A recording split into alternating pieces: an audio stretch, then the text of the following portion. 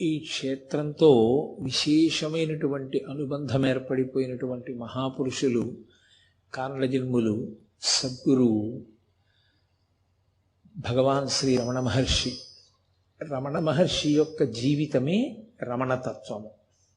రమణతత్వానికి రమణుల యొక్క జీవితానికి భేదమేమీ లేదు. వారి సందేశం అంతా వారి జీవితమే. అటువంటి భగవాన్ రమణులు కారణజన్ములు. ఎందుకంటే కొన్ని కోట్ల కోట్ల కోట్ల మందిలో ఎవరో అటువంటి మహాపురుషులు ఒక్కరే జన్మిస్తారు. అటువంటి కారణజన్ములైనటువంటి వారు భగవాన్ రమణ మహర్షి. తిరుచుళి అని ఒక గ్రామం, దాన్ని సంస్కృతంలో త్రిశూలపురము అని దానికి పేరు. అది ఓంకార సంబంధమై ప్రణవ సంబంధమైనటువంటి ఊరు. ఆ తిరుచుళి అనేటటువంటి ఊర్లో ఒక గొప్ప శివాలయం, అతి ప్రాచీనమైనటువంటి శివాలయం. ఆ శివాలయానికి శైవ నాయనార్లు, శైవంలో ఉన్నటువంటి మహాభక్తులు 63 మందిని నాయనార్లని పిలుస్తారు. వైష్ణవ సంప్రదాయంలో భగవంతుణ్ణి కీర్తించినటువంటి భక్తులు, తమ ప్రమేయం లేకుండా ఈశ్వరానుగ్రహంతో అటువంటి కవితాశక్తిని పొందినటువంటి వారిని ఆళ్వారులు అంటారు. ఆళ్వారులు 12 మంది, నాయనార్లు 63 మంది. 63 మంది నాయనార్లలో మళ్ళీ అత్యంత ప్రధానమైనటువంటి స్థానాన్ని పొందినటువంటి వారు అప్పర్, జ్ఞాన సంబంధర్, సుందరర్, ఈ ముగ్గురు. ఇందులో జ్ఞాన సంబంధర్ మినహా అప్పర్, సుందరర్ వీళ్ళిద్దరూ కూడా తిరుచుళి గ్రామానికి వచ్చి అక్కడ ఉండేటటువంటి భూమినాధీశ్వరుణ్ణి స్తోత్రం చేశారు. అక్కడ ఉన్న శివుడికి భూమినాధీశ్వరుడు అని పేరు, అమ్మవారికి సహాయాంబ అని పేరు. భూమినాధీశ్వరుడు అంటే ఇంకొక మాటలో చెప్పాలి అంటే కంచి ఏకాంబరేశ్వరుడు, భూమికి నాథుడు, క్షితిమూర్తి. పరమశివుని యొక్క అష్టమూర్తి తత్వంలో శర్వాయ నమః అని పిలుస్తాం. ఏది పుట్టినా భూమిలోంచే పుట్టాలి. అసలు భూమికి ఉన్నటువంటి గొప్ప గుణం ఏది అంటే వాసన. వాసన తన్మాత్రల్ని చెప్పినప్పుడు పంచభూతాల్లో పృథివికి చెప్తారు. అలా ఆ తిరుచుళి గ్రామంలో వేయించేసి ఉన్నటువంటి మహానుభావుడు ఆ భూమినాధీశ్వరుడు, ఆయన భార్య సహాయాంబ పరదేవత. వాళ్ళిద్దరి యొక్క అనుగ్రహ స్వరూపంగా ఆ గ్రామంలో జన్మించినటువంటి వారు భగవాన్ శ్రీ రమణ మహర్షి. అక్కడ ఒక స్మార్త కుటుంబం ఒకటి ఉండేది. వాళ్ళు ఆపస్తంభ సూత్రులు. వాసిష్ఠ, శక్తి, పరాశర, త్రయారుషేయ ప్రవరాన్వితమైనటువంటి ఆపస్తంభ సూత్ర కుటుంబం ఆ కుటుంబం. ఆ కుటుంబంలో ఒక చిత్రం జరిగింది. ఆ కుటుంబంలో ఒకానొకప్పుడు ఒక పరివ్రాజకుడు భిక్షకొచ్చాడు. భిక్షకొచ్చి ఇంటి ముందు నించున్నాడు. ఆ కుటుంబం వారు ఆయనకి భిక్ష ఇవ్వలేదు సరికదా, ఆయనది పట్ల ఏదో కొద్దిగా చీకాకుగా ప్రవర్తించారు. ఆయన వెళ్ళిపోతూ ఒక మాట అన్నాడు. చాలా చులకన చేసి మాట్లాడారు పరివ్రాజకుణ్ణి. భిక్ష పెట్టడానికి మీరు అంగీకరించలేదు. ఒక గృహస్థు యొక్క ప్రధాన ధర్మం బ్రహ్మచారికి, పరివ్రాజకులకు, సన్యాసికి భిక్ష పెట్టడం. మీరు భిక్ష పెట్టకపోగా చిన్నతనం చేసి మాట్లాడారు కాబట్టి ఇక నుంచి మీ ఇంట్లో 3 తరాల పాటు ప్రతి తరంలోనూ ఒక వ్యక్తి సన్యసించుగాక అని వెళ్ళిపోయాడు. బహుశः దాని ప్రభావమేమో ఆ తరువాత పుట్టినటువంటి వారు అన్నదమ్ములు వెంకటేశ్వర అయ్యర్ అని పెద్ద ఆయన, ఆయన తమ్ముడు సుందర అయ్యర్, 3వ ఆయన సుబ్బ అయ్యర్, 4వ ఆయన చాలా చిత్రమైనటువంటి పేరు నెల్లియప్ప అయ్యర్ అని 4. ఈ 4లో పెద్దవారైనటువంటి వెంకటేశ్వర అయ్యర్ గారు ఒకానొక సందర్భంలో తిరుప్పకుండ్రం క్షేత్రానికి వెళ్ళారు. అప్పటికి ఆయనకి ఏం పెద్ద వయసు అయిపోలేదు, కేవలం 19 సంవత్సరాల వయస్సు. ఆయన తిరుప్పకుండ్రం క్షేత్రానికి వెళ్ళి అకస్మాత్తుగా ఆయనకి వైరాగ్యం కలిగి, వైరాగ్యం అంటే అలాగే రావాలి, వైరాగ్యం అంటే బొట్టుగా రాదు. రామకృష్ణ పరమహంస చెప్పినట్టు వైరాగ్యం అంటూ వస్తే ఒక్కసారే వస్తుంది పూర్ణంగా. అలా రాకపోతే అది వచ్చిపోయే వైరాగ్యం తప్ప నిజమైన వైరాగ్యం కాదు. శ్మశాన వైరాగ్యం, ప్రసూతి వైరాగ్యం అంటారు, అటువంటి వైరాగ్యం ఆ వైరాగ్యం. కాబట్టి ఆయనకి అకస్మాత్తుగా తిరుప్పకుండ్రంలో వైరాగ్యం వచ్చి ఆయన సన్యాసం తీసుకున్నారు. సన్యాసం తీసుకుని ఆయన ఒక చిత్రమైన పని చేస్తుండేవారు. చిదంబర క్షేత్రానికి వెళ్ళిపోయి ఉండిపోయారు. ఉండిపోయి చిదంబరం క్షేత్రంలో ఎవరు ప్రదక్షిణం చేశారో వాళ్ళ కాళ్ళకి గుండు ముళ్ళని గుచ్చుకుంటూ ఉంటాయి. బాగా పెద్ద పెద్ద ముళ్ళు ఆ రోజుల్లో. ఇప్పుడు మహానగరం కింద తయారైపోయింది చిదంబరం కూడా. ఆ గుండు ముళ్ళు కాళ్లల్లో గుచ్చుకున్న వాళ్ళందరికీ కూడా ముళ్ళు తీసి ఆ భక్తుల యొక్క పాదాలు తుడుస్తూ ఉండేవారు ఆయన సన్యసించి. ఆయన వెంకటేశ్వర అయ్యర్. ఇక రెండవ వారు సుందర అయ్యర్. ఈ సుందర అయ్యర్ గారికి అళగమ్మ గారినిచ్చి వివాహం చేశారు. సుందర అంటే శివుడే, సుందరకాండ అని కదా మనకి. సుందరుడెవరు అంటే ఆత్మోపాసన చేసినవాడు. సుందర అన్న నామం పరమశివుడికి పర్యాయ పదం. అందుకే మధురైలో ఇప్పటికీ మీనాక్షి సుందరీశ్వరర్ అంటారు. సుందర శబ్దం శివపరం. సుందరుడు అంటే ఏమర్థమో అళగమ్మ అన్న అదే అర్థం.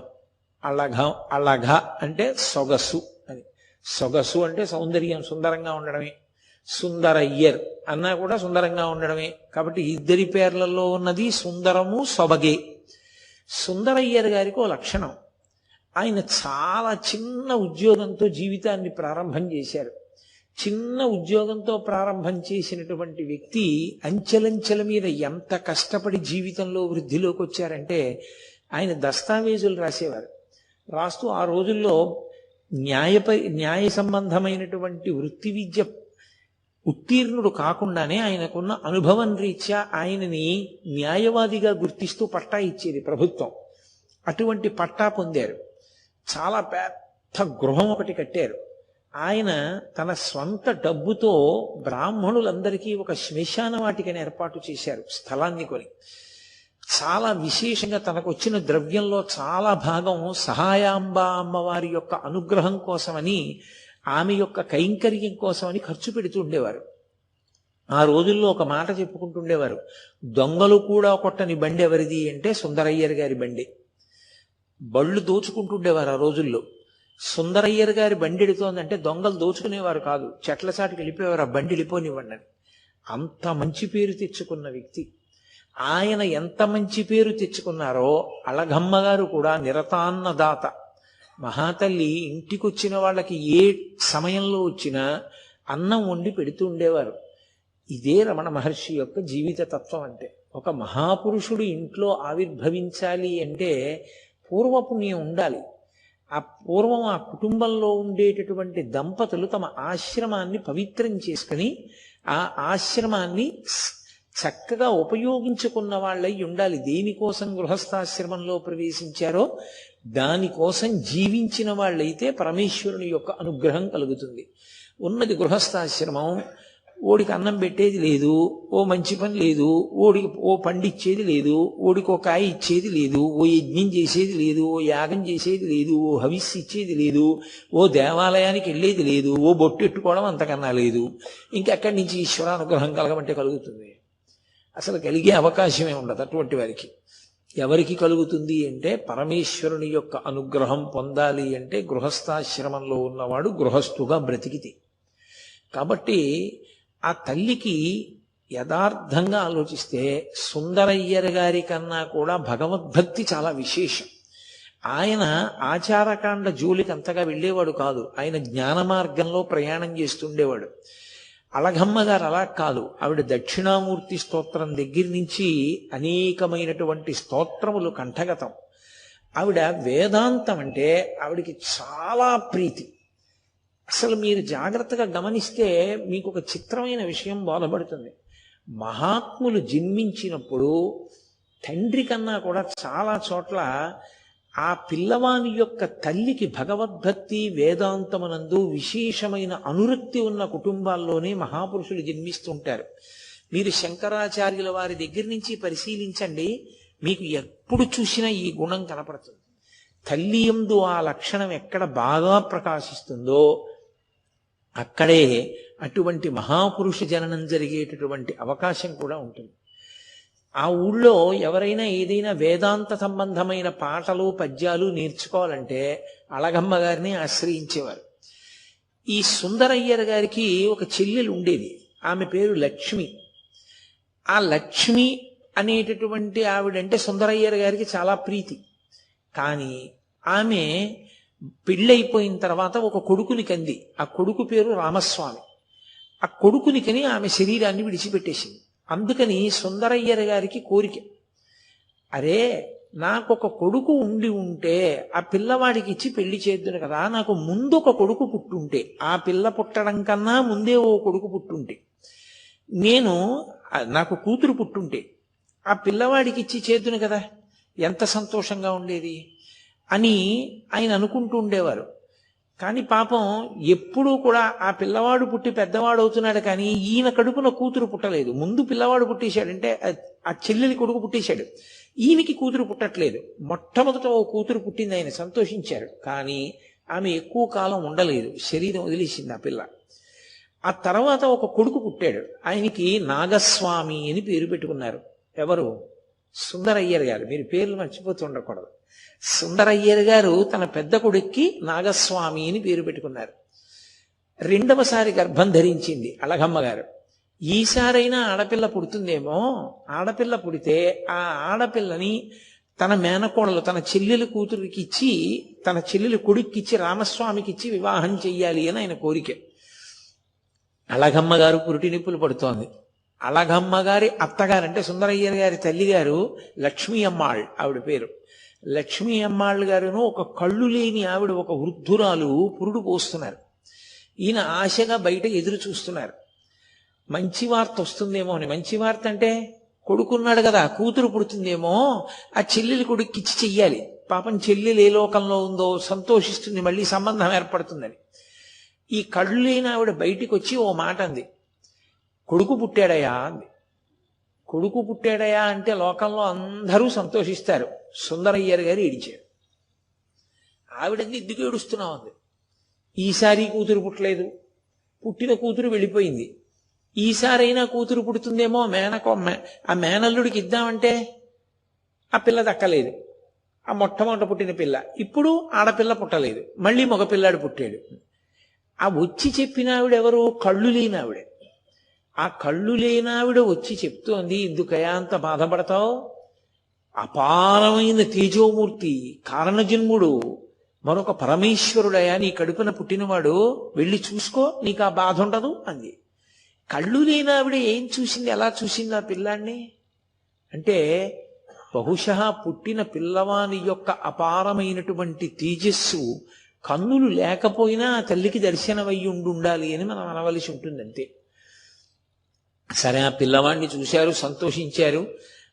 తన పెద్దన్నగారు వెంకటస్వామి అయ్యర్ వారు సన్యసించారు కదా తిరుప్పకుండ్రం వెళ్ళి, అందుకని ఆ అన్నగారి పేరు ఉంచుకుందామని తమకి అత్యంత ప్రీతిపాత్రమైన దైవం వెంకటేశ్వర స్వామి, ఆ వెంకటేశ్వర స్వామి వారి పేరు ఉంచుకోవాలనేటటువంటి ప్రయత్నంలో ఆ పిల్లవాడికి వెంకటేశ్వర అని పేరు ఉంచారు. సరే, ఆ పిల్లవాడు పుట్టినటువంటి సంవత్సరం ప్రమాదీనామ సంవత్సర మార్గశీర్ష బహుళపక్ష విదియ, పునర్వసు నక్షత్రం, రామచంద్ర ప్రభువు యొక్క నక్షత్రంలో పునర్వసు నక్షత్రంలో పుట్టాడు ఆ పిల్లాడు. సరే, చాలా సంతోషించారు. ఆ తర్వాత మళ్ళీ ఇంకో కొడుకు పుట్టాడు. ఆ పిల్లవాడికి మొట్టమొదటి కొడుక్కి నాగస్వామి అని పెట్టారు, రెండో వాడికి వెంకటేశ్వరుడు, మూడవ వాడికి నాగసుందర స్వామి అని పెట్టారు. ఆఖరణ ఆడపిల్ల పుట్టింది. ఆ పిల్లకి అమ్మయ్య అని సంతోషించి అలమేలుమంగ అని పేరు పెట్టారు. అలమేలుమంగ అని మనం అంటాం కానీ అసలు నిజానికి అలర్మేల్మంగ అది, కాబట్టి అలమేలుమంగ అని పేరు ఇచ్చారు. 9 సంతానం. ఇందులో నేను ప్రముఖంగా ప్రస్తావించినటువంటి వ్యక్తి వెంకటేశ్వరుడు. ఆయన గురించి మీతో నేను ప్రస్తావన చేశాను. ఈ పుట్టినటువంటి రెండో పిల్లాడు అపారమైనటువంటి దేహదారుఢ్యం. ఎంత దారుఢ్యం అంటే, ఎప్పుడైనా ఎక్కడైనా ఆటలాడితే ఆ పిల్లవాడిదే బహుమానం. ఎక్కడైనా మాట పంతం వచ్చిందా, పొరపాటునైనా సరే ఒక మాట అన్నాడా, ఆ పంతం నెగ్గించుకోవలసింది. అంత విశేషమైనటువంటి పంతం ఉన్నటువంటి పిల్లవాడు. ఆ తిరుచులి గ్రామంలో సరి అయినటువంటి విద్యా సౌకర్యం లేని కారణం చేత సుందరయ్యర్ గారు తన తమ్ముడు సుబ్బయ్యర్ దిండిగల్లో పనిచేస్తున్నాడు. అప్పట్లో ఆయన సబ్ రిజిస్ట్రార్ ఆఫీస్లో హెడ్ గుమాస్తాగా పనిచేస్తున్నారు. ఆ తిండిగల్లో పనిచేస్తున్నటువంటి తన సోదరుడైనటువంటి సుబ్బయ్యర్ గారి దగ్గరికి పంపించారు పెద్ద కొడుకైనటువంటి నాగస్వామిని, రెండవ కుమారుడైనటువంటి వెంకటేశ్వరుణ్ణి. మీరు పేర్లు జాగ్రత్తగానే పట్టుకోగలరు అనుకుంటున్నాను నేను. ఆ ఇద్దరు కొడుకులు పినతండ్రి గారైన సుబ్బయ్యర్ గారి దగ్గరికి వెళ్ళారు. వెళ్ళి అక్కడ చదువుకుంటున్నారు. వాళ్ళు చదువుకుంటున్న రోజుల్లో ఒక విచిత్రం జరిగింది.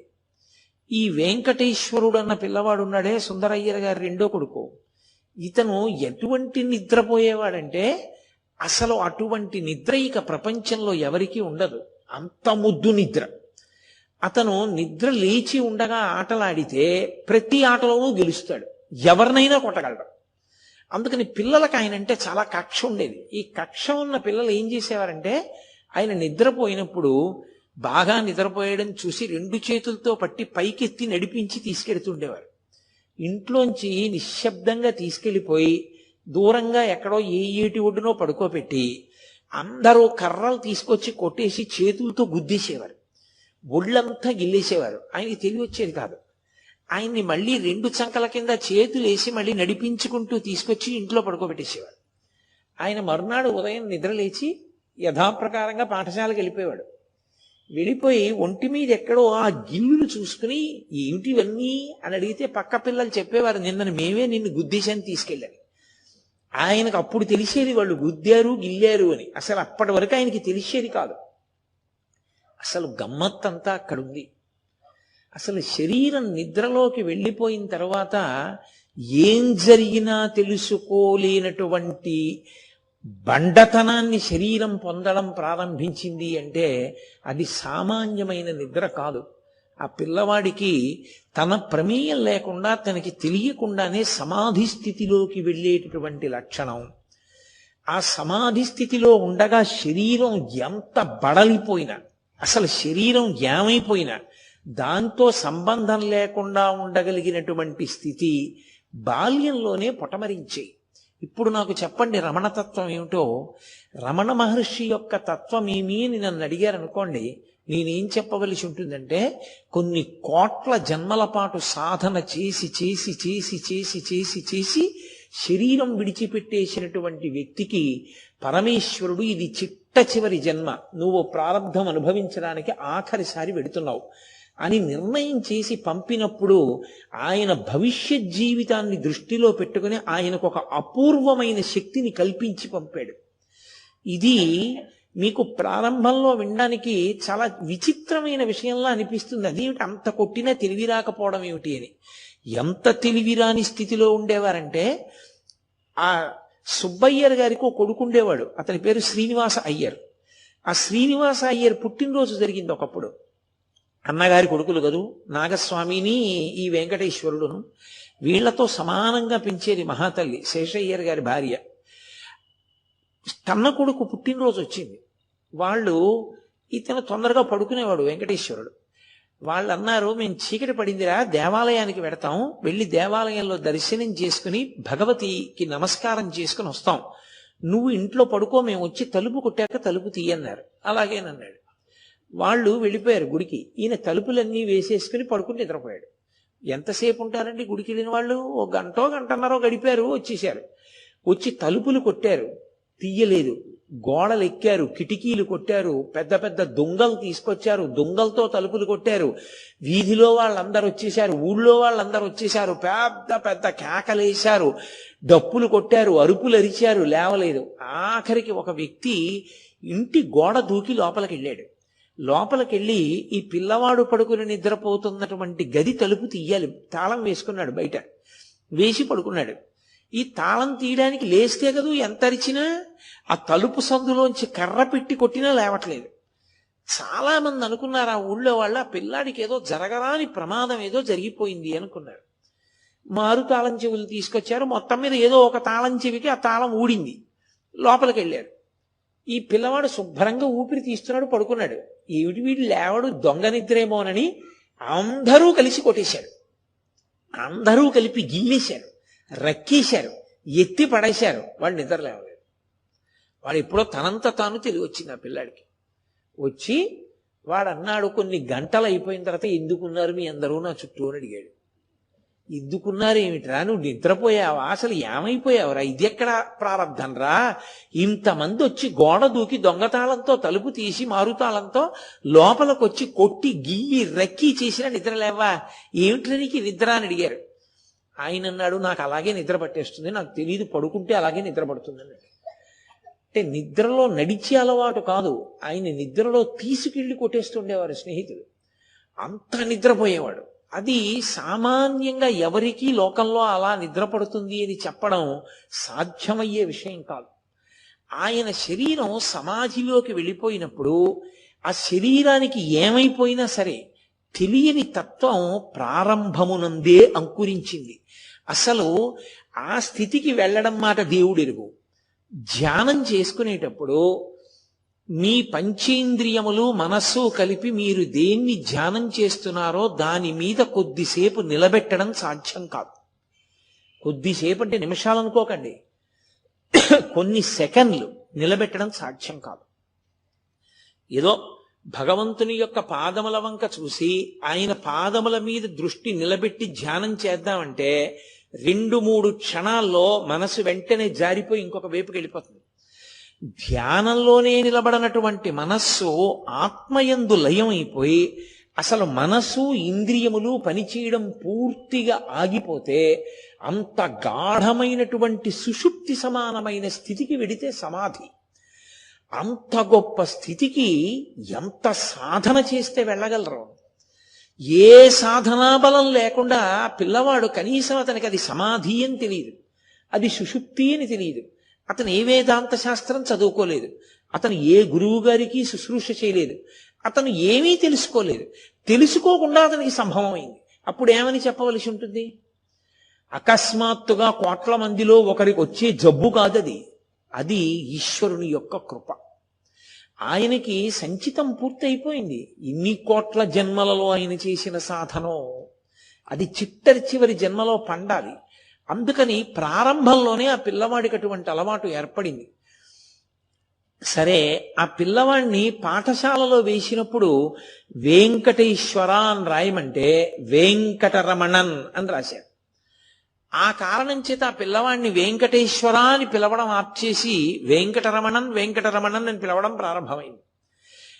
అందుకే చాలా చోట్ల భగవాన్ రమణుల యొక్క పూర్వాశ్రమనామం వెంకటరమణన్ అనే ఉంటుంది. అసలు నిజానికి తల్లిదండ్రులు పెట్టిన పేరు వెంకటేశ్వర.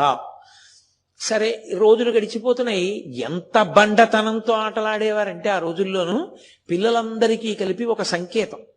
చీకటి పడిపోయిన తర్వాత వాళ్ళు ఇళ్లల్లోంచి బయటికి వెళ్ళిపోయి ఆ తలగడాలు పెట్టి తలగడాల మీద దుప్పట్లు వేసేసి పిల్లలు పడుకున్నట్టుగానే ఏర్పాటు చేసి ఉంచి వాళ్ళు గోడలు దూకి వెళ్ళిపోయి ఆడుకుని తెల్లవారకట్టు వచ్చి మళ్ళీ ఆ దుప్పటి తీసి పడుకుని నిద్రపోతుండేవారు.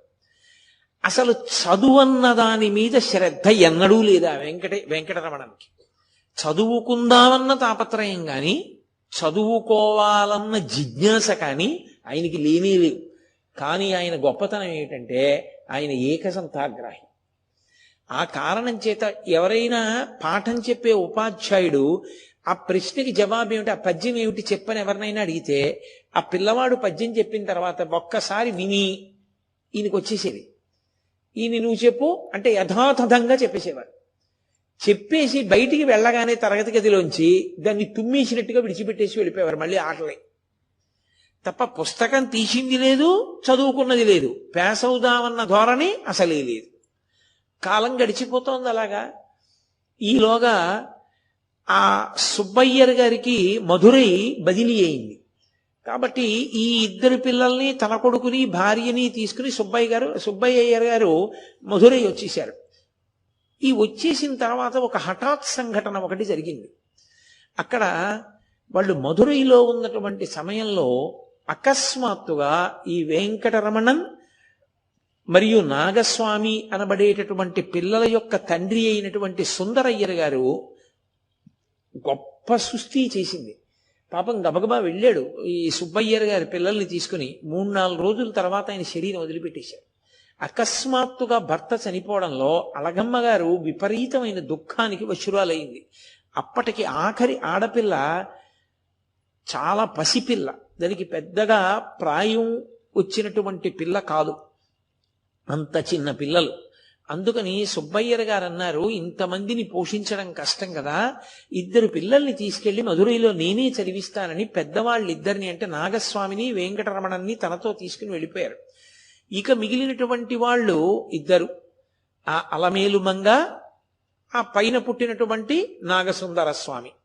ఈ 2 పిల్లల్ని రెండో తమ్ముడైనటువంటి ఆ నెల్లియప్ప అయ్యర్ తీసుకెళ్లి ఆయన చదివిస్తున్నారు. వీళ్ళు ఉండడం మాత్రం కొంతకాలం తిరుచులిలోనే ఉన్నారు. అళగమ్మ గారు వాళ్ళును వస్తుండేవారు, పోతుండేవారు పిల్లలు, బావమరిది. కొన్నాళ్ళు అయిపోయిన తర్వాత మానామధురై అనబడేటటువంటి ఊళ్ళో పనిచేస్తున్నటువంటి నెల్లియప్ప అయ్యర్ గారి దగ్గరికి అళగమ్మ గారు కూడా వెళ్ళిపోయారు.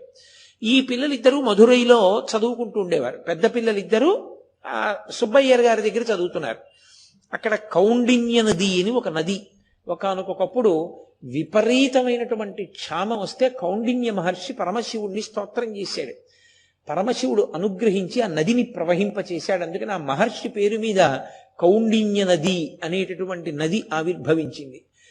అక్కడ ఈ పిల్లలందరూ రాత్రి వేళ అయ్యేటప్పటికీ సంకేతం వాళ్ళకి వైఘై నది ఇసుక తిన్నెలు ఉండేవి. ఈ పిల్లలు రాత్రి నిద్ర లేచి నేను వైఘై ఇసుక తీరంలో ఉన్నాను అని చెప్పడానికి ఒక్కొక్క పిల్లాడికి గుర్తుగా ఒక్కొక్క రాయి పెట్టుకున్నారు. ఆ రాయి తీసుకొచ్చి దేవాలయం యొక్క తలుపు దగ్గర పెట్టి వెళ్ళిపోయేవారు.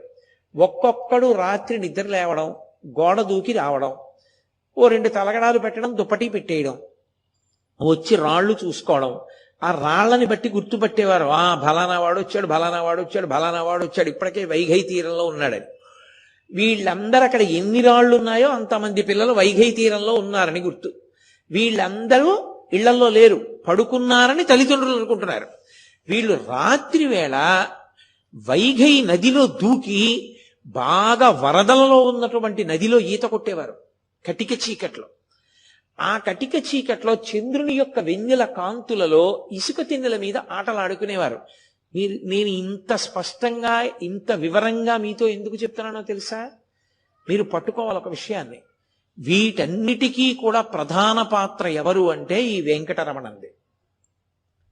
అంటే ఆ పిల్లవాడికి అసలు భగవత్ సంబంధం ఏమైనా ఉందా? ఎక్కడైనా అతను పెరిగి పెద్దవాడవుతున్నప్పుడు ఎక్కడా అసలు భగవత్ సంబంధం అన్న మాటే లేదు ఆ పిల్లాడికి.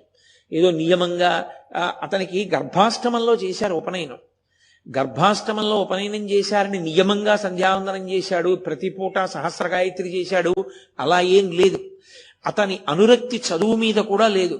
అతని అనురక్తి ఉపాధ్యాయుల్ని గౌరవిద్దాం అటువంటి దాని మీద కూడా లేదు. అతని అనురక్తి అంతా ఆటలే. అప్పటికి కాలం సంతోషంగా గడిచిపోతే చాలు. భవిష్యత్తులో పరీక్ష తప్పితే జీవితం ఏమైపోతుంది? అవతల తండ్రి గారు లేరు, అదేం లేదు, ఆడుకుంటూ ఉండేవాడు. ఇంత కర్తవ్యతానిష్ట లేనటువంటి వ్యక్తి యావత్ ప్రపంచం విస్తుపోయేటటువంటి ఒక మహాయోగి అవుతాడని ఎవరైనా అనుకోగలరా? ఏ కారణం చేత అయ్యాడు అని నిర్ధారించవలసి ఉంటుంది. ఒక్కటే నేను మళ్ళీ మళ్ళీ చెప్తున్నాను, పునర్జన్మ సిద్ధాంతానికి ఆయువు పట్టు ఎక్కడుంది అంటే సనాతన ధర్మమునందే. పునర్జన్మ సిద్ధాంతాన్ని సనాతన ధర్మంలో అంగీకరిస్తాం కాబట్టే, మళ్ళీ పుడతామన్న విషయాన్ని అంగీకరిస్తాం కాబట్టే బొట్టు పెట్టుకుంటాం. బొట్టు పెట్టుకున్నాడు అంటే గుర్తు ఏమిటంటే ఆయన సనాతన ధర్మమును అంగీకరించాడు అని. సనాతన ధర్మమును అంగీకరించని వాడు అని గుర్తు ఏమిటంటే ముఖాన బొట్టు ఉండదు. ముఖాన బొట్టు లేదు అంటే అతనికి సనాతన ధర్మంతో సంబంధం లేనివాడు అని గుర్తు. పునర్జన్మ ఉన్నది అంటే భయభక్తులు ఉంటాయి. ఇక్కడ చేసిన తప్పులకి నువ్వు వచ్చే జన్మలో అనుభవించవలసి ఉంటుంది. జాగ్రత్తగా ఉంటాడు. అరే మన ఇష్టం వచ్చినట్లు ప్రవర్తిస్తే వచ్చే జన్మలో మళ్ళీ కష్టాన్ని అనుభవించవలసి ఉంటుంది. కాబట్టి వేదం ఎలా చెప్పిందో అలా బ్రతుకుదాం అనుకుంటాడు. కాబట్టి ఈ పిల్లవాడు ఎంతసేపు ఆటలాడుకుంటూ గడిపేటటువంటి మనస్తత్వం ఉన్నటువంటి వ్యక్తి. అది కూడా చాలా చిత్ర విచిత్రంగా రాత్రి వేళ ఇంత తెంపరితనంతో ఆటలాడేవారు. అటువంటి పిల్లవాడి జీవితంలో ఒక ఆశ్చర్యకరమైన సందర్భం కలిగింది. ఒక రోజున ఆయన పాఠశాలకు వెళ్ళిపోతున్నాడు. పాఠశాలకు వెళ్ళిపోతుంటే ఒక ఆయన ఎదురు వచ్చాడు. ఆయన పేరు రామస్వామి అయ్యర్. ఈ పిల్లవాడు ఆయనకి నమస్కారం చేశానాడు. ఎక్కడి నుంచి వస్తున్నారని అడిగాడు. అరుణాచలం నుంచి వస్తున్నాను అన్నారు. ఆ పిల్లవాడు అంతకుముందు అరుణాచలం అన్న పేరు వినలేదు అని మీరు అనుకుంటే పొరపాటు. ఆయనకి తెలుసు అరుణాచలం గురించి. అరుణాచలం అని ఒక క్షేత్రం ఉందని, అరుణాచల క్షేత్రంలో పరమేశ్వరుడు 4 రూపాలతో ఉన్నాడని, 1 కొండగా, 2 లోపల ఉన్న సిద్ధపురుషుడిగా, 3 అక్కడ ఉన్నటువంటి అరుణాచలేశ్వరుడు అనబడేటటువంటి పేరుతో ఉన్నటువంటి శివలింగంగా, 4 అక్కడే ఉన్నటువంటి అగ్నిలింగంగా, 4గా ఉన్నాడు అన్న విషయం ఆయనకి స్పష్టంగా తెలుసు. అయినా ఆ పిల్లవాడు ఆ రోజున అకస్మాత్తుగా ఆగి అన్నాడు, అరుణాచలమా ఎక్కడుంది అన్నాడు. ఆ రోజున మాత్రం ఆ పిల్లవాడికి ఆ పేరు వినగానే లోపల ఒక్కసారి ఏదో పెద్ద కాంతి ప్రవహించినట్టయింది. ఆ రామస్వామి అయ్యర్ ఆయన అన్నారు, ఏమిరా అరుణాచలం పేరే వినలేదా? తిరువణ్ణామలైరా, తిరువణ్ణామలైకే అరుణాచలం అని పేరు. ఎందుచేత అంటే ద్రవిడ దేశంలో మీరు సంస్కృత నామాన్ని ప్రయోగిస్తే చాలా చోట్ల గుర్తుపట్టరు. మీరు ఇప్పటికీ శ్రీరంగం వెళ్ళి జంబుకేశ్వరం ఎక్కడండి అని అడిగారు అనుకోండి, జంబుకేశ్వరం ఏమిటని అడుగుతారు. అదే మీరు తిరువాణక్కోయిల్ ఎక్కడా అని అడగండి, వాళ్ళు వెంటనే చెప్తారు ఇక్కడే ఆటోలో వెళ్ళిపోవచ్చు అని చెప్తారు. అందుకని ఆయన అన్నాడు, అరుణాచలమా, అది తిరువణ్ణామలైరా, తిరువణ్ణామలై తెలీదు అన్నాడు. అంతే, ఏం జరిగిందో తెలియదు. ఆయన ఆ మాట విన్నాడంతే. ఆ పిల్లాడు అరుణాచలం ఈ మాట విన్నాడు అంతే. ఆనాటి నుండి పిల్లవాడు స్తబ్దుగా అయిపోయాడు. ఉత్సాహంగా పరుగులు తీయడం, పిల్లలతో ఆటలాడడం, పిల్లలతో దెబ్బలాడడం ఇవేం లేవు. చేస్తున్నాడు. ఇంతకు ముందు ఏం చేశాడో అవే చేస్తున్నాడు. తల్లికి పిన్నమ్మకి వంటలో సాయం చేసేవాడు, ఇప్పుడు సాయం చేస్తున్నాడు. కూరలు తరిగి పెడతాడు. పూర్వం అన్నం పెడితే రుచుల కోసం పెద్ద గొడవ చేసేవాడు, ఇప్పుడు ఏం పెడితే అది తిని వెళ్ళిపోతాడు. ఏమిటి ఇంత విచిత్రంగా మార్పు వచ్చింది అనుకున్నారు. ఒకరోజు అందరూ తమ తమ పనుల మీద బయటికి వెళ్ళారు.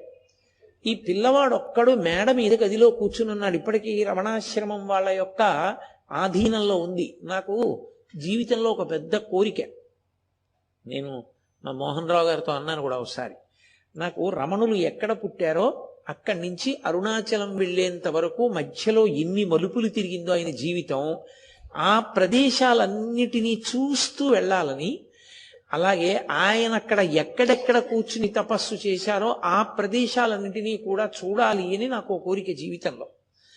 సరే, ఏదో నా స్వగతంగా ఆ మాట మనవి చేశాను మీతోటి. ఆ పిల్లవాడు ఆ మధురైలో ఆ ఇంట్లో మేడ మీద గదిలో కూర్చున్నాడు. ఇప్పుడు అది రమణాశ్రమం వాళ్ళ ఆధీనంలో ఉంది. కూర్చుని ఉండగా అందరూ ఇంట్లో బయటికి వెళ్ళారు ఏదో పని మీద. అకస్మాత్తుగా పిల్లవాడికి నేను చనిపోతున్నాను అనిపించింది. అతను వెంటనే డాక్టర్ని పిలవండని కానీ, భయపడి ఎవరినైనా కేకేయడం కానీ, లేచి నిలబడే ప్రయత్నం కానీ చేయలేదు. చచ్చిపోవడం అంటే ఏంటి, అసలు ఏం జరుగుతుంది చూడాలనుకున్నాడు. చూడాలనుకుని పరిశీలనం మొదలుపెట్టాడు. ఎవరు పరిశీలిస్తారు? ఈ కంట్లో కుంకుడు పులుసు పడింది, ఈ కన్ను చూడలేకపోతోందని చూస్తున్నది మీకు కనపడుతుందా? రే, ఈ కంట్లో పులుసు పడిందిరా, ఈ కన్ను చూడలేకపోతోంది, కాసేపు ఇది ఇలా మూసుంచు, ఈ కన్నుతో చూడు అని లోపల నుంచి మీకు చెప్తున్నది మీకు కనపడుతుందా? అది చూస్తోంది. రమణుల విషయంలో కూడా ఏమిటి శరీరం చచ్చిపోవడం అంటే అసలు, కానీ చచ్చిపోని ఏమవుతుందో చూద్దాం, అసలు చావు అంటే ఏమిటో చూద్దామని కాళ్ళు చాపుకుని గోడ కానుకుని కూర్చున్నారు. చచ్చిపోయేటటువంటి వ్యక్తికి ఎలా జరుగుతుందో అలాగే పెదవులు మూసుకుపోయి, పళ్ళు బిగుసుకుపోయి రక్త ప్రసారం ఆగిపోయింది, గుండె కొట్టుకోవడం నిలబడిపోయింది, శరీరం కాష్టంలా బిగుసుకుంది, అహంస్ఫురణము మాత్రం ఆగలేదు. నేను అన్న భావన మాత్రం అలా ఉండిపోయింది. ఇదిగో ఈ శరీరం చచ్చిపోయింది, దీనికి రక్త ప్రసారం ఆగిపోయింది, ఇది కొయ్యబారిపోయింది, దీనికి పెదవులు నల్లపడిపోయి బిగుసుకుపోయి, దీని పళ్ళు గిటకరించుకుపోయి, ఇది చనిపోయింది. కాసేపు ఆగి ఎవరో ఒకళ్ళు పైకి వస్తారు ఈ గదిలోకి, వీడు చనిపోయాడంటారు. దీన్ని కట్టకట్టి కొత్త చాపలో పెట్టి కర్రలకి కట్టి తీసుకెళ్ళిపోతారు, దీన్ని కాల్చేస్తారు. మరి ఇది వెళ్ళిపోతోంది, నాకేం అవలేదు అంటే చనిపోయేది శరీరము తప్ప నేను కాదు. అసలు నేను అహంస్ఫురణ, నేనన్న నేను అసలు నేను, ఇది అసలు నేను కాదు. ఈ నేనుకి మరణం ఉంది, నేనుకు మరణం లేదు, అది శాశ్వతము అనుకున్నాడు. అంతే. మళ్ళీ ఆ పిల్లవాడిలో చలనం వచ్చింది. ఆ క్షణమే ఆ వెంకటరమణం యొక్క జీవితంలో అల్లరి చిల్లరగా తిరిగినటువంటి ఆఖరి క్షణం. ఇక ఆ తర్వాత ఆయన అసలు మాట్లాడలేదు ఎవరితో ఎక్కువ. ఎప్పుడు కూర్చుని పద్మాసనం వేసుకుని అలా ధ్యానంలో ఉండేవారు. తరగతి గదికి వెళ్ళినా కూడా ఉపాధ్యాయులు పాఠం చెప్తున్నా కూడా ఆయనకి తలకెక్కేది కాదు. ఎప్పుడు ధ్యానం చేసుకుంటూ ఆ అహంస్ఫురణ యందు అణిగిపోదామా అని ఉండేది. బాహ్యంతో సంబంధం తెగిపోవాలని ఉండేది. అలా ఉండకుండా 10 మందితో కలిసే ప్రయత్నం చేస్తే ఒళ్ళు మంటలు వచ్చేవి ఆయనకి. ఆ మంటలు రావడంలో వెళ్ళిపోయి కూర్చుని తనలో తానే రమిస్తూ అలా అంతర్ముఖత్వాన్ని పొంది పద్మాసనం వేసుకుని లోనున్నటువంటి అహంస్ఫురణము, అసలైన నేను ఎక్కడుందో అన్నీ ఎక్కడి నుంచి పుడుతున్నాయో, ఇప్పుడు నేను ఈ ఉపన్యాసం చెప్తున్నప్పుడు ఆలోచన ఎక్కడి నుంచి పుడుతోందో ఆ పుట్టుక స్థానమునందు ఆయన కలిసిపోయేవారు. కలిసిపోయి శరీరాన్ని నుంచి విడిపోయి అలా ఉండిపోయేవారు. అందులో తనలో తాను రమిస్తూ అలా కూర్చుని ఉండిపోయేవారు. సహజంగా ఒక పిల్లవాడు అలా ఉండడం మొదలు పెడితే ఇంట్లో వాళ్ళందరికీ పిచ్చేళ్లా కనపడతాడు. నేను మొన్ననే చెప్పాను కదా, మనకు అర్థం కానివన్నీ అవతలవి పిచ్చే. కాబట్టి అవతల పిన్నికి పినతండ్రికి నచ్చలేదు, అన్నగారికి నచ్చలేదు. అప్పటికే ఆ పిల్లవాడికి నాగస్వామికి పెళ్లి చేశారు, జానకీ అమ్మాళ్ళన్న పిల్లతోటి. చదువు పూర్తయితే ఉద్యోగం వస్తే ఆ పిల్ల కాపరానికి రావాలి. ఇంకా తండ్రి లేడు, ఏదో వృద్ధిలోకి రావాలని పాపం ఆ నాగస్వామి కష్టపడుతున్నాడు. ఈ పిల్లవాడు ఎప్పుడూ అలా కూర్చోవడం, ఏది పిడితే అదే తినేయడం, ఇంకా కావాలని అడగడం, ఏమీ వేయకపోతే లేచిపోతాడు, ఇంకా వేసేస్తే తినేస్తాడు. ఎవరైనా పలకరిస్తే మాట్లాడడం, ఏ ఆటలకి వెళ్ళడు, ఎవ్వరితోనూ కలవడం, ఎప్పుడు ఏకాంతంలో పద్మాసనం వేసుకుని రమిస్తూ ఉంటాడు. ఇది చూసి ఇంట్లో ఈసడింపులు ప్రారంభమయ్యాయి. ఇది అన్నం పెడుతుందా, గుడ్డ పెడుతుందా, ఎందుకు వచ్చిన ధ్యానాలు, ఎందుకు వచ్చిన భక్తి, ఈ వయసులోనా, చదువుకోవలసిన వయసులో అవతల తండ్రి లేడా, పెద్దవాడు ఎలా చదువుకుంటున్నాడు, ఏ మాయరోగమా, చదువుకోలేవు అని పెద్దవాళ్ళందరూ కూడా నింద చేయడం మొదలుపెట్టారు. ఎక్కడికి వెళ్ళినా ఏమైంది వీడికి, ఏంటి అలా ఉంటున్నాడు ఏమిటి అని అడగడం మొదలుపెట్టారు. ఒక రోజున ఆ పిల్లవాడు మేడ మీద గదిలో కూర్చుని ఉన్నాడు.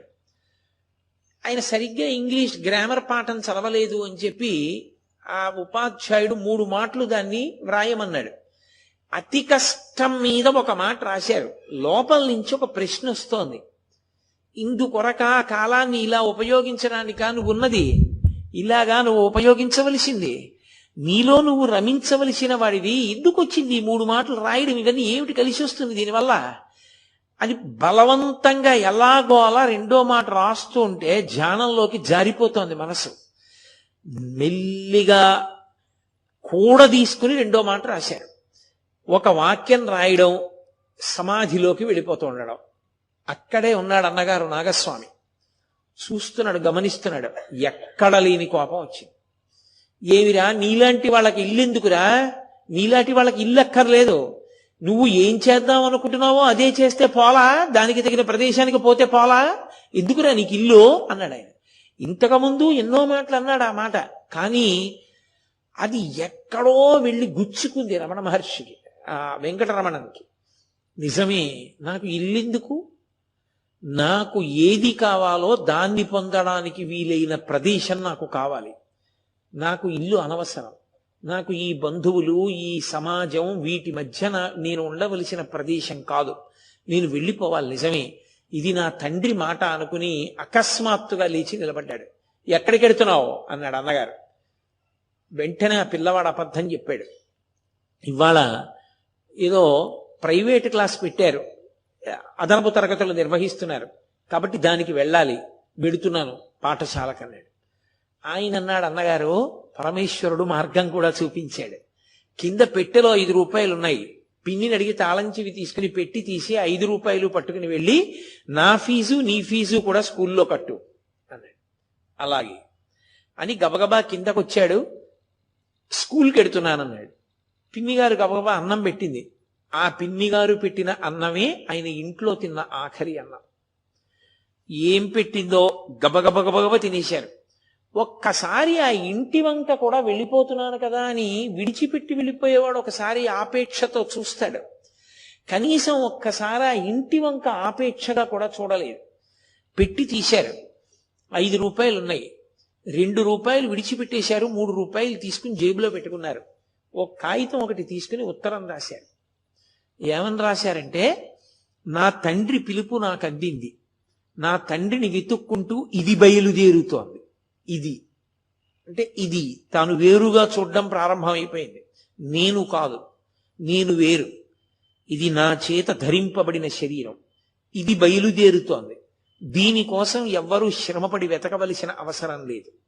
దానికోసం ఎవ్వరూ కూడా ఏ విధమైనటువంటి శ్రమకి లోను కావద్దు. నీ కాలేజీ ఫీజు చెల్లింపబడలేదు. 3 రూపాయలు మాత్రం నేను ఇవి తీసుకుంది అని రాసి సంతకం పెట్టలేదు. సుక్కలు పెట్టి వదిలిపెట్టేశారు. అంటే ఎవరు సంతకం పెట్టాలి? ఎవరు అంటే అప్పటికే ఆయనకు ఒక స్థూల శరీరంతో అనుబంధం అన్నది తగ్గిపోతుంది. ఇంకా ఒక పేరు, ఒక దేశం, వాటికి పరిమితితో ఉన్నవాణ్ణి అన్న భావన పోయింది. అంతటా పరివ్యాప్తమైనటువంటి ఆత్మస్వరూపాన్ని నేను అన్న భావనకు వచ్చేశారు ఆయన. ఆ అనుభవం ఎప్పుడైతే మేడ మీద గదిలో జరిగిందో అప్పటికే ఆయన స్థితి ఏ పారమార్థిక లక్ష్యాన్ని చేరుకోవాలని సాధకులు ప్రయత్నం చేస్తారో అది అకస్మాత్తుగా ఆయనకు అలవాటు పడింది. అంతే. ఆ 3 రూపాయలు పట్టుకుని తిన్నగా నడుచుకుంటూ వెళ్ళిపోయారు. ఒకసారి అట్లాస్ తీసి చూశారు, ఎలా వెళ్ళాలి తిరువణ్ణామలై అని. అట్లాస్ వంక చూస్తే ఆయనకి విల్లుపురం జంక్షన్ వరకు రైలు వెడుతుంది అని కనపడింది. తిరువణ్ణామలైకి రైలు వెడుతుంది. కాట్పాడి నుంచి కొత్తగా రైళ్లు వేశారు అప్పుడు కాట్పాడి మీదుగా. కానీ అప్పటికి ఇంకా రైల్వే టైం టేబుల్లోకి అట్లాస్లోకి చేరలేదు ఆ లైన్. అందుకని ఆయనకి తెలియదు ట్రైన్ వెడుతుందన్న విషయం. తెలియక నేను విల్లుపురం జంక్షన్ వరకు వెళ్ళాలనుకుని రైల్వే స్టేషన్కి వెళ్ళిపోయారు. ఆయన వెళ్ళేసరికి ప్రతిరోజు తొందరగా వచ్చే రైలు ఆ రోజు ఆలస్యంగా వచ్చింది. ఆ రోజు రైలు కానీ ఆలస్యంగా వచ్చి ఉండకపోతే తన ఇంట్లో వాళ్ళు తన్ని పట్టేసుకుని ఉండేవారు. ఆలస్యంగా రైలు వచ్చింది, విల్లుపురంకి టికెట్ కావాలి అని అడిగారు. అదొక్కటే మాట. టికెట్ ఇచ్చాడు. ఆ మిగిలిన డబ్బులు తీసి జేబులో వేసుకున్నారు. రైలు ఎక్కి కూర్చుని పద్మాసనం వేసుకున్నారు. రైలు బయలుదేరింది. వైఘై నది కనపడుతోంది. ఆ తరువాత ఆయన పెరియ పురాణం పుస్తకం చదివి ఎప్పుడూ మధురై దేవాలయంలోకి వెళ్ళి కూర్చుంటుండేవారు. ఆటలన్నీ మానేసి ఎప్పుడు నాయనార్ల వంక చూస్తూ ఉండేవారు. ఎప్పుడు నన్ను నాయనార్లలా తయారు చేస్తామని ఏడుస్తూ ఉండేవారు, కళ్ళ నీరు కారుస్తూ. దేవాలయం వంక చూడలేదు, ఊరి వంక చూడలేదు, తను ఆడుకున్న ఆట స్థలాల వంక చూడలేదు, వైఘై నది వంక చూడలేదు. రైలు ఎక్కుతూనే పద్మాసనం వేసుకుని ధ్యానంలోకి వెళ్ళిపోయి సమాధి స్థితిలోకి వెళ్ళిపోయి కూర్చున్నారు. అదే పెట్టెలోకి ఒక మౌల్వి కూడా ఎక్కాడు. ఆయన భగవత్ సంబంధమైనటువంటి విషయాల్ని ఆ రైలు పెట్టెలో ఉన్నటువంటి వాళ్ళందరికీ వర్ణించి చెప్తున్నాడు. అందరూ ఎంతో కుతూహలంగా ఇన్ని ప్రశ్నలు వేస్తూ వింటున్నారు. ఈ పిల్లవాడొక్కడిలోనే ఏ ప్రతిస్పందన లేదు. రైల్వే స్టేషన్లు వస్తున్నాయి, అమ్మే తినుబండారాలు అమ్ముతున్నారు, తినేవాళ్ళు తింటున్నారు, అరిచేవాళ్ళు అరుస్తున్నారు, దిగేవాళ్ళు దిగుతున్నారు, ఎక్కేవాళ్ళు ఎక్కుతున్నారు, తగిలేవాళ్ళు తగులుతున్నారు. కానీ ఆ పిల్లవాడు మాత్రం పద్మాసనం వేసుకుని కూర్చున్నవాడు కూర్చున్నట్టే సమాధి స్థితిలోకి జారిపోయి ఉన్నాడు. చాలాసేపు అయిపోయింది. బహిర్ముఖుడు కాడు. చూసి చూసి చూసి చూసి ఆ మౌల్వి అన్నాడు, ఇంతమంది నాట్లో మాట్లాడుతున్నారు, ఈ పిల్లవాడు ఒక్కడే మాట్లాడటం లేదు. ఈ పిల్లవాడు సమాధిలో ఉన్నాడని తట్టి లేపాడు. ఆయన బహిర్ముఖులయ్యారు. ఎక్కడికి వెడుతున్నావు అని అడిగారు. విల్లుపురం జంక్షన్కి అన్నారు. ఎందుకు అన్నారు. తిరువణ్ణామలై వెళ్ళడానికి అన్నారు. అంటే ఆ మౌల్వి పరమేశ్వర స్వరూపం. ఆయన అన్నాడు, అయ్య పిచ్చివాడా, తిరువణ్ణామలై వెళ్ళడానికి విల్లుపురం జంక్షన్ దిగడం ఎందుకయా, నేను తిరుక్కోయిలూరు వరకు వెడుతున్నాను, ఆ తర్వాత స్టేషనే తిరువణ్ణామలై. నువ్వు తిరుక్కోయిలూరుకి టికెట్ తీసుకోవలసింది, నువ్వు మళ్ళీ ఎందుకు విల్లుపురం వరకు తీసుకున్నావు అన్నారు. నాకు తెలియదు ఈ విషయం అన్నారంతే. అందరూ రైలు ఎక్కిన దగ్గర నుంచి అన్ని తింటున్నారు, ఈ పిల్లవాడు మాత్రం ఏమీ తినలేదు. ఒక అర్ధన ఇచ్చి చీకటి పడుతుండగా 2 బేరికాయలు కొనుక్కున్నారు. కొనుక్కుని అది కూడా ఓ బేరికాయ కొరికారంతే. ఆయనకి ఆకలి తీరిపోయినట్టు అనిపించింది. ఇది సాధారణంగా సమాధి స్థితిలోకి తరచుగా ప్రవేశించేటటువంటి వ్యక్తులకు ఉండేటటువంటి లక్షణం. వాళ్ళు బహిర్ముఖులైనప్పుడు పిచ్చి ఆకలేసేసినట్లుగా ఉంటుంది వాళ్ళకి. వాళ్ళు నిజంగా భోజనానికి కూర్చుంటే వాళ్ళు తినవలసి వస్తే వాళ్ళు నిజంగా 2 పిడచలు తిందామనుకునే వేళటికి మళ్ళీ జారిపోతుంటుంది సమాధిలోకి. అందుకని వాళ్ళకి ఆహారం మీద ఏమి మక్కువ ఉండదు. కాబట్టి ఆయన 2 బేరికాయలు కొనుక్కుని 1 బేరికాయ మాత్రం కొద్దిగా ముక్క కొరికారు. కొరికి పక్కన పెట్టి మళ్ళీ సమాధిలోకి వెళ్ళిపోయారు. విల్లుపురం జంక్షన్ వచ్చింది, ఆయన దిగుతూ చూశారు, ఆ మౌల్వి కనపడలేదు. దిగారు, తెల్లవారుజాము సమయానికి విల్లుపురంలో దిగారు. దిగి అక్కడి నుంచి ఆకలేసినట్లుగా అనిపించింది. తిన్నగా నడుచుకుంటూ ఒక పూటకోళ్లవాని దగ్గరికి వెళ్ళారు. భోజనం పెడతావా అని అడిగారు. ఆయన అన్నాడు, ఇప్పుడు పెట్టరు, మధ్యాహ్నం పెడతారు అన్నాడు. చూశారు, ఉదయం అయింది. అంత డస్సిపోయిన పిల్లాడు. ఎప్పుడో ఇంటి దగ్గర మధురైలో బయలుదేరినప్పుడు పినతల్లి పెట్టినటువంటి అన్నం మధ్యలో తిన్న 1 బేరికాయ ముక్క, అది కూడా. సరే మధ్యాహ్నం కదా భోజనం పెడతారు అన్నారు. మళ్ళీ పద్మాసనం వేసుకుని సమాధిలోకి వెళ్ళిపోయారు. పొద్దున్న 6 గంటల సమయంలో సమాధిలోకి వెళ్ళిపోయిన వ్యక్తిని ఆ పూటకోళ్లవాడు అలా చూస్తూనే ఉన్నాడు. పూటకోళ్లవాడంటే ఒక హోటల్ అనుకోండి. చూస్తూనే ఉన్నాడు, ఏంటి పిల్లవాడని. ఏమి కదలిక లేదు, నిశ్చలంగా ఉన్నారు. నల్లటి జుత్తు, తెల్లటి కాంతి, మెరిసిపోతున్నాడు పిల్లాడు. తనలో తానే రమిస్తూ అలాగే ఉన్నాడు. ఏమి అంగుళం కదలిక కూడా లేదు. మధ్యాహ్నం అందరూ వచ్చి భోజనం చేసి వెళ్ళిపోతున్నారు. పొద్దున్న వచ్చి భోజనం అడిగిన పిల్లాడు, ఇంతమంది వచ్చారు, భోజనాలు చేస్తున్నారు, వడ్డిస్తున్నారు, పదార్థాల వాసనలు వస్తున్నాయి, తింటున్నారు, మాట్లాడుతున్నారు, వెళ్ళిపోతున్నారు. అతను అలాగే ఉన్నాడు సమాధిలో. ఈయన వెళ్ళి లేపాడు. భోజనం చేస్తానని అడిగావు కదా, చేస్తావా అన్నారు. చేస్తాను అన్నారు. ఎంతుంది డబ్బు నీ దగ్గర అని అడిగారు. ఆయన దగ్గర ఏదో 2 అణాల పైచిలుకు ద్రవ్యం ఉంది అప్పటికి. నా దగ్గర ఇంత డబ్బు ఉంది అన్నారు. డబ్బొద్దులే, భోజనం చెయ్యి అన్నారు. ఏదో కతికినట్టుగా కొన్ని మెతుకులు తిని మళ్ళీ రైల్వే స్టేషన్కి వెళ్ళిపోయారు. వెళ్ళిపోయి మళ్ళీ సమాధిలోకి ప్రవేశించి కూర్చున్నారు. ఆ రోజు రాత్రి రైల్వే స్టేషన్లోనే ఉన్నారు. తెల్లవారుతుండగా రైలు వచ్చింది. ఎక్కి కూర్చున్నారు. కూర్చుని అక్కడి నుంచి ఆయన దగ్గర డబ్బులు, ఆనాడు తిన్నగా వెళ్ళడానికి కావలసినంత డబ్బు లేదు, తిరువణ్ణామలై వరకు వెళ్ళడానికి కావలసినంత టికెట్ డబ్బు లేదు. అందుకని మాంబళం పట్టు అని ఒక స్టేషన్, ఆ మాంబళం పట్టు స్టేషన్ వరకే టికెట్ కొనుక్కున్నారు. కొనుక్కుని మాంబళం పట్టులో దిగిపోయారు. దిగిపోయిన తర్వాత ఇక్కడి నుంచి తిరువణ్ణామలైకి ఎంత దూరం వెళ్ళాలి అని అడిగారు. ఇక్కడి నుంచి దగ్గరగా ఓ 25 మైళ్ళు వెళ్ళవలసి ఉంటుంది అన్నారు. డబ్బులు లేవు చేతిలో, కాబట్టి నడిచి వెళ్ళిపోతాను అరుణాచలం నా తండ్రి దగ్గరికి అని నడక మొదలుపెట్టారు. 10 మైళ్ళు నడిచారు. 10 మైళ్ళు నడిచినటువంటి పిల్లవాడికి శరీరం స్వాధీనం తప్పిపోయింది. విపరీతమైనటువంటి ఆకలి వేసేస్తోంది. ఆ మాంబళం పట్టు దగ్గర నుంచి 10 మైళ్ళు నడిచి అరయని నెల్లూరు అని చెప్పి, అరయని నల్లూరు అని ఒక ఊరు. ఆ ఊరిలో కొండ మీద నిలబడితే తిరువణ్ణామలై కనపడుతుంటుంది, శిఖరాలు. అక్కడ జ్ఞాన సంబంధ నాయనారు వెళితే జ్యోతిస్వరూపంలో అరుణాచలేశ్వరుడు దర్శనమిచ్చాడు. జ్ఞాన సంబంధర్ పాటలు పాడారు అక్కడ. అటువంటి చోట కూర్చున్నాడు ఈ పిల్లవాడు. కూర్చుని ఆ కొండ మీద ఉన్నటువంటి స్వామిని చూశాడు. చూసి అతుల్యనాథుడు అని పిలుస్తారు. అరయని నల్లూరు ఊళ్ళో కొండ మీద ఉన్నటువంటి పరమశివుని యొక్క పేరు అతుల్యనాథుడు. ఆయనతో సమానమైన వాడు లేడు. తుల్య అంటే సమానం, అతుల్య సమానుడు లేడు అని. ఆ అతుల్యనాథ దేవాలయానికి వెళ్ళారు. ఎందుకని? కాస్త ప్రసాదం ఏమైనా నైవేద్యం పెట్టింది సాధారణంగా గుడికెడితే చేతిలో పెడతారు కదా, అది తిందామని. అప్పటికి గుడి తలుపులు తెరవలేదు, ఇంకా సాయంకాలం చీకటి పడుతోంది. ఆ బయటే కూర్చుని మళ్ళీ సమాధిలోకి ప్రవేశించారు. ఇంత ఆకలితో ఉన్న సామాన్యంగా పిల్లలకు ఉండేటటువంటి చాంచల్యంలో చిన్న చాంచల్యం కూడా పిల్లాడికి లేదు. అవకాశం దొరికిందా సమాధిలోకి వెళ్ళిపోవడమే. మళ్ళీ సమాధిలోకి వెళ్ళిపోయారు. కాసేపటికి అర్చకుడు వచ్చాడు, లోపలికి వెళ్ళాడు, పూజ చేస్తున్నాడు. అంతా అయిపోయింది, బాగా చీకటి పడిపోయింది.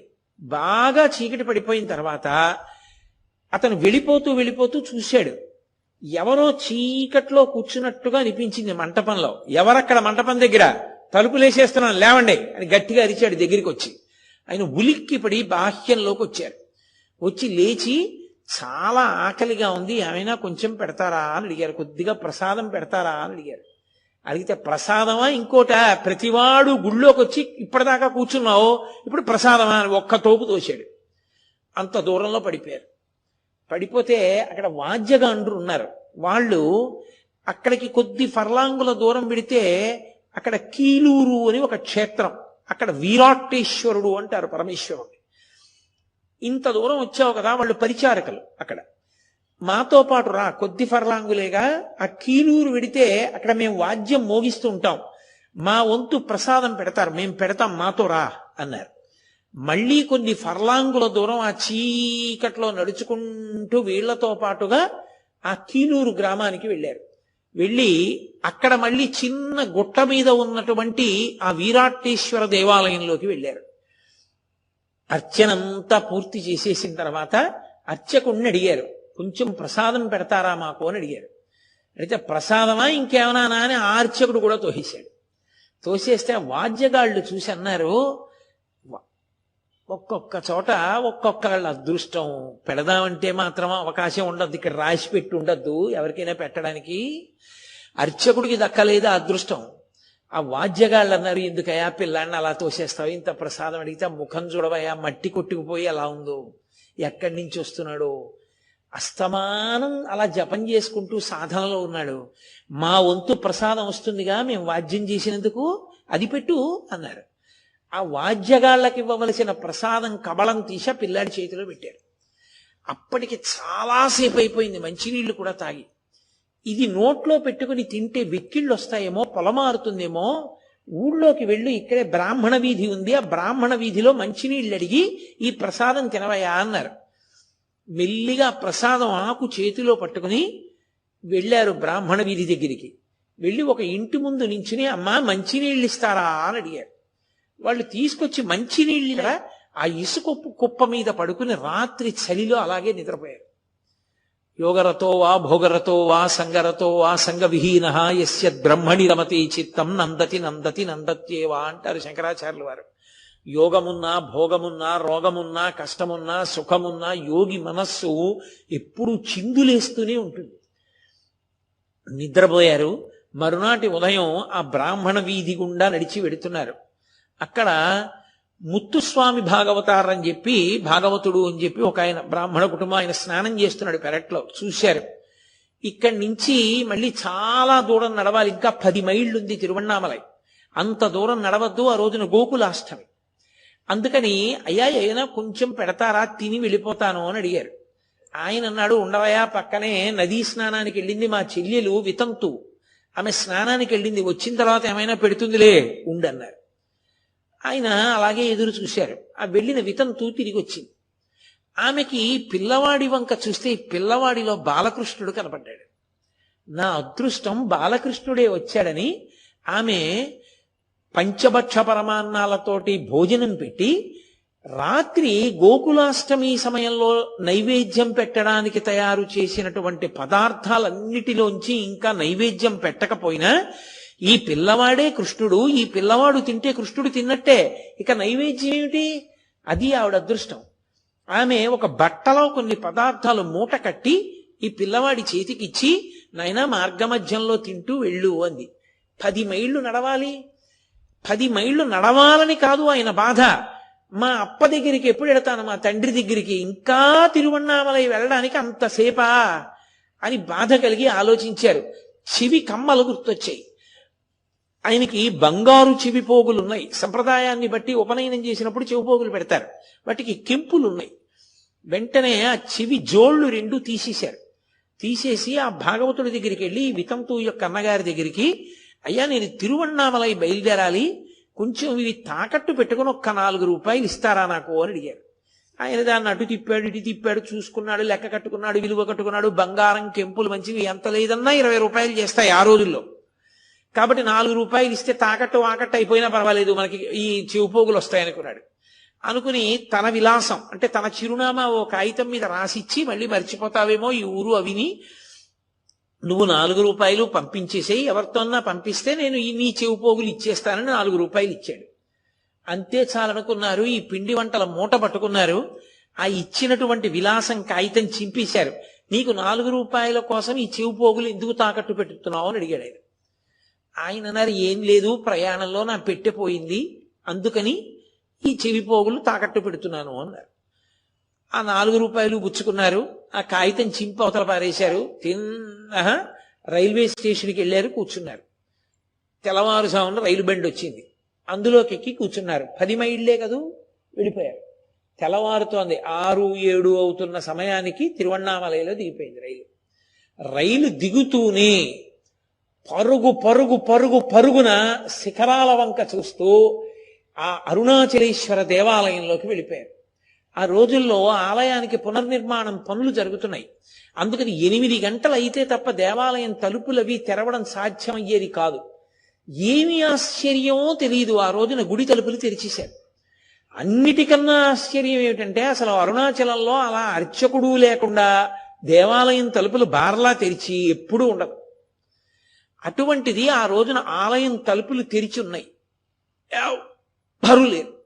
ఈ పిల్లవాడు పరుగు పరుగు పరుగు పరుగున అంతరాలయం దగ్గరికి వెళ్ళిపోయాడు. కన్నుల నీరు కారిపోతూ ఆనందంతో ఒక్కటే మాట అన్నాడు, అప్పా మీరు పిలిచారు, వచ్చేశాను అన్నాడంతే. అని వల వల వల వల ఏడిచేశాడు. ఆనంద భాష్పాలు కారిపోయాయి.